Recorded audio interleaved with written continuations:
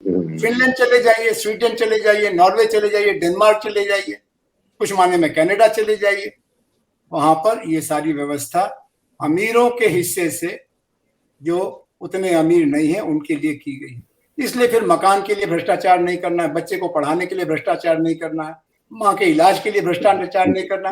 कोई बेईमान नहीं होना चाहता, कोई बेईमान पैदा भी नहीं होता। हमारी जाति का, हमारे धर्म का, हमारे भाषा का आदमी या औरत जीतेगा तो हमारी भी सामाजिक औकात बढ़ जाएगी। जैसे अगर हमारी जात का दरोगा होगा तो थाने में हमारी रिपोर्ट लिखी जाएगी, डंडा नहीं पड़ेगा।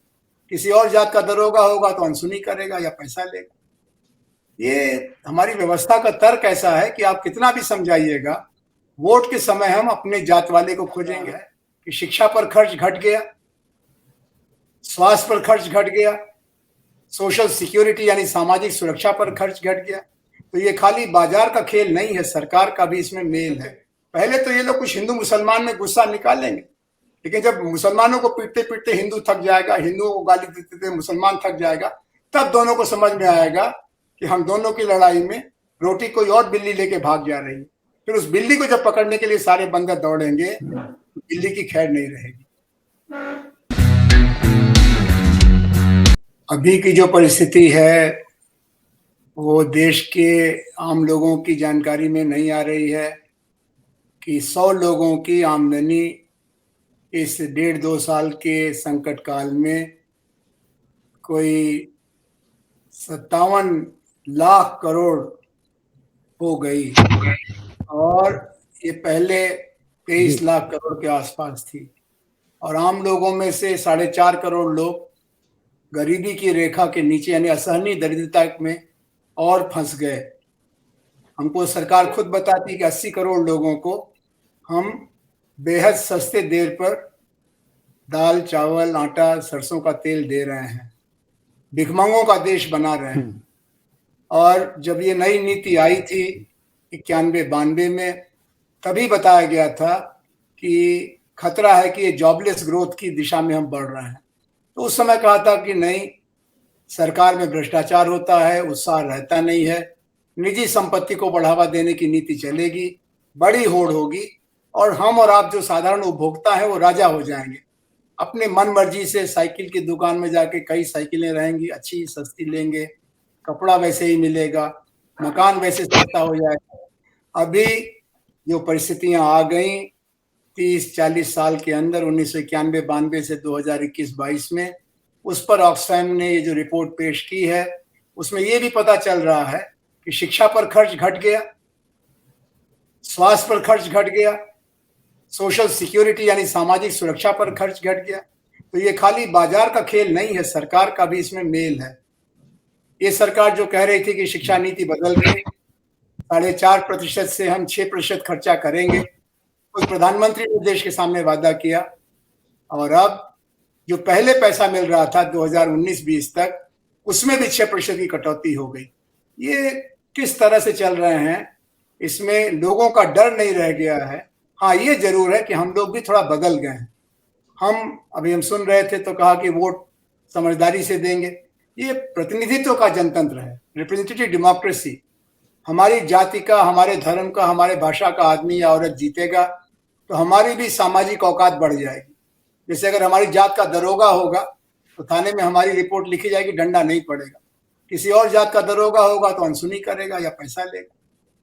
ये हमारी व्यवस्था का तर्क ऐसा है कि आप कितना भी समझाइएगा, वोट के समय हम अपने जात वाले को खोजेंगे, अपने इलाके वाले को खोजेंगे, अपने धर्म वाले को खोजेंगे। तो वोट में और नीति में कोई संबंध नहीं रह गया।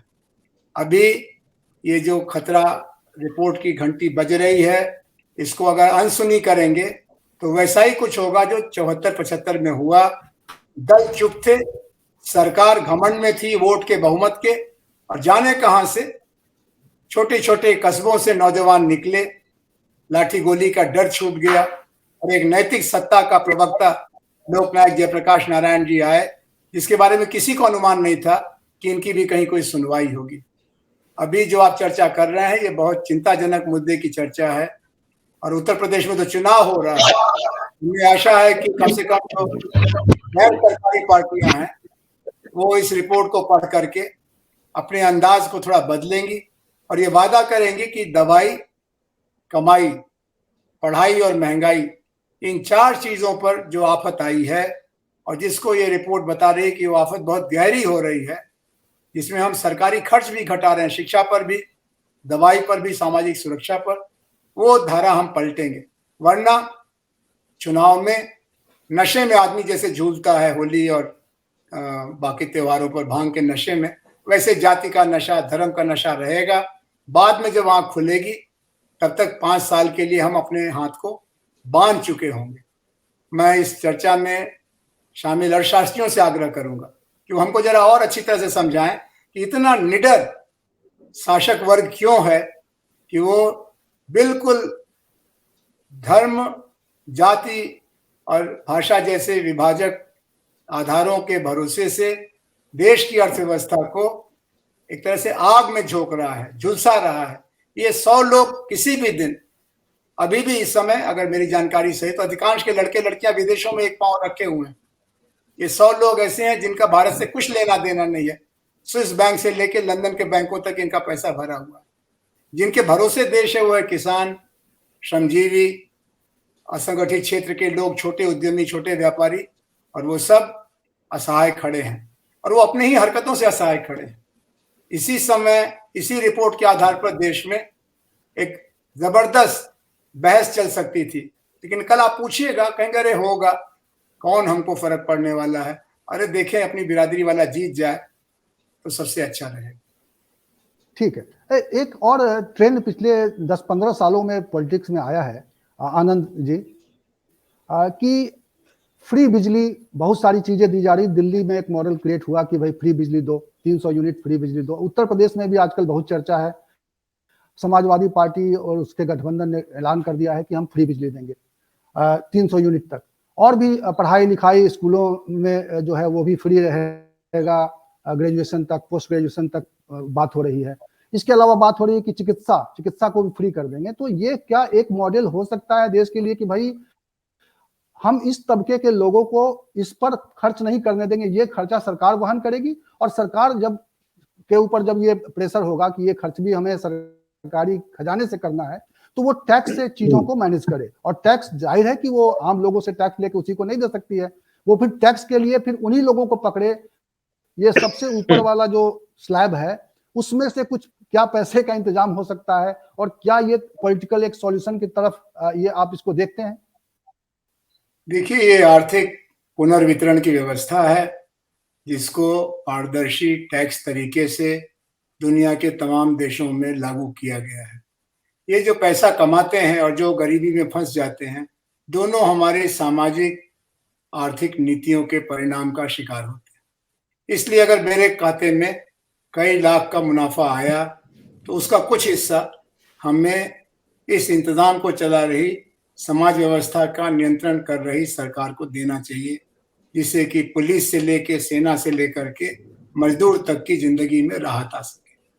हम लोगों ने लगभग 3% लोगों को तो सुरक्षित कर दिया। उनके पास बीमा है, उनके पास पेंशन है।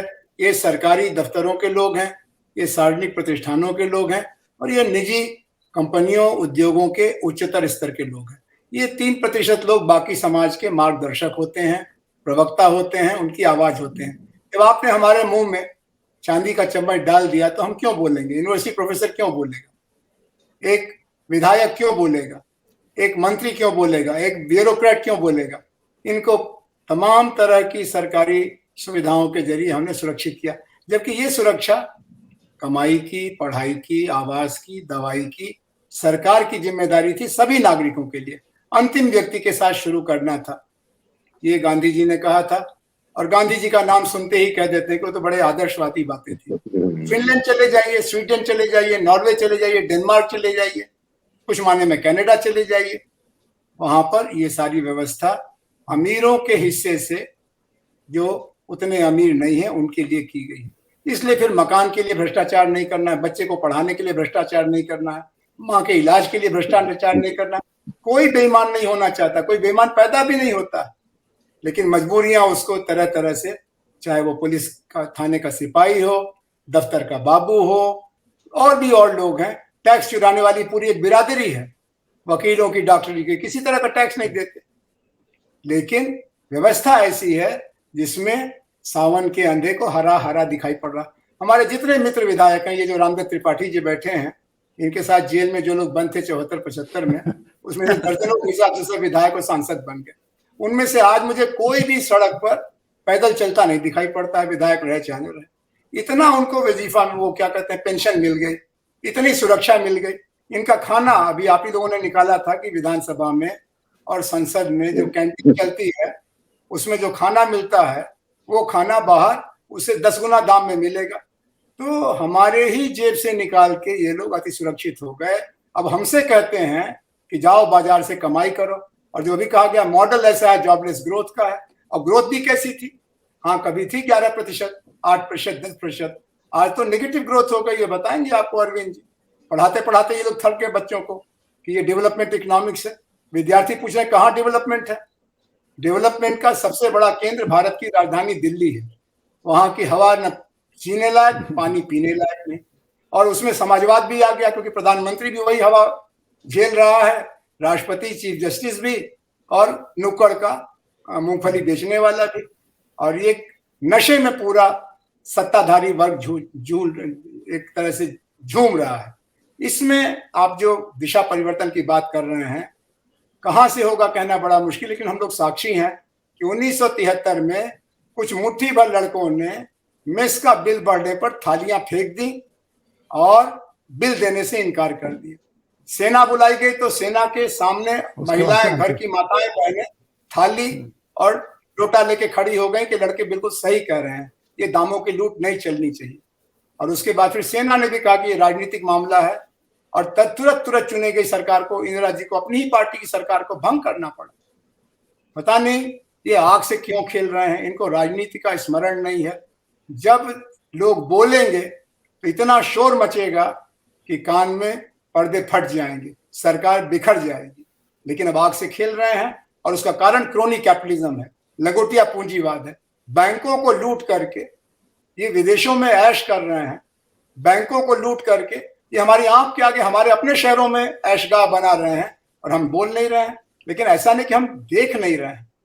जिस दिन देखने का धीरज खत्म होगा उस दिन ये गांधी गांधी चिल्लाएंगे और वो कहेंगे गांधी को हम मानते हैं लेकिन तुमको नहीं मानते हैं, तुम हमारी गर्दन पर से अपना पांव हटाओ। इसीलिए अभी भी व्यवस्था का सुधारने का समय है, 2-2.5 साल का समय है इस केंद्रीय सरकार के पास। इनको कोशिश यही करनी चाहिए कि अंतिम आदमी को लाइन में खड़ा करके मनरेगा और कम दाम का अनाज देने की बजाय स्वावलंबी बनाए, रोजगार परक बजट बनाए। और ये जो खुलेआम दिन दहाड़े मुनाफाखोरी के जरिए ये पेट्रोल का दाम क्यों बढ़ रहा है और इसका लाभ किसको जा रहा है और क्यों जा रहा है? ये पेट्रोल कहां से आ रहा है? किसी के घर की जमींदारी से, खेत से निकला है कि पूरे देश की संपत्ति है? उस पर मुनाफा, यानी खतरों का तो सामाजिकरण और मुनाफे का निजीकरण। और ये जितने तेजी से पिछले 5-6 साल में हुआ है और खास तौर पर उन इलाकों में हुआ है जहां पर अभाव की आग जल रही है, उत्तर प्रदेश, बिहार, मध्य प्रदेश, राजस्थान, उड़ीसा, बंगाल, ये देश का बहुत बड़ा हिस्सा है।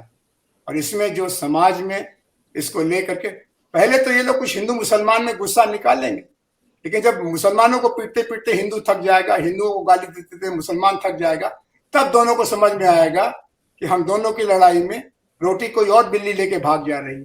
फिर उस बिल्ली को जब पकड़ने के लिए सारे बंदर दौड़ेंगे, बिल्ली की खैर नहीं रहेगी।